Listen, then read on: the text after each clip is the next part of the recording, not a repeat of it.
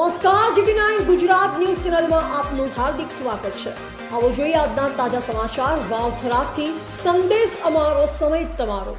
GT9 Gujarat news ચેનલને share કરો, subscribe કરો ને કમેન્ટ કરો। 31st ને ધ્યાનમાં રાખી વાવથરાદ બોર્ડર પર પોલીસ સઘન વાહન ચેકિંગ। એક સપ્તાહમાં 33 લાખથી વધુનો દારૂ ઝડપાયો। વાવથરાદ જિલ્લાની સરહદ નજીક થરાદ પોલીસે 31સ્ટના તહેવારોને ધ્યાનમાં રાખી વિશેષ સઘન વાહન ચેકિંગ અભિયાન શરૂ કર્યું છે।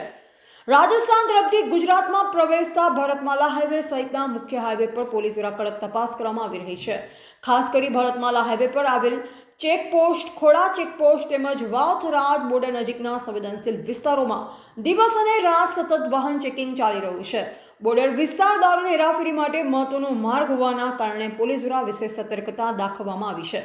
થરાદ પોલીસે છેલ્લા એક સપ્તાહ દરમિયાન કરવામાં આવેલા વાહન ચેકિંગ દરમિયાન અંદાજે 33 લાખ રૂપિયાથી વધુની કિંમતનો વિદેશી દારૂ ઝડપી પાડ્યો છે અને સંબંધિત કેસોમાં કાયદેસરની કાર્યવાહી કરવા હાથ ધરવામાં આવી છે।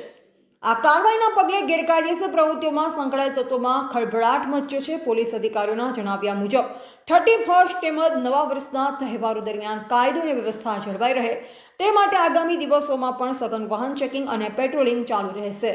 Bureau report Ranabhai Paregi, Tharad.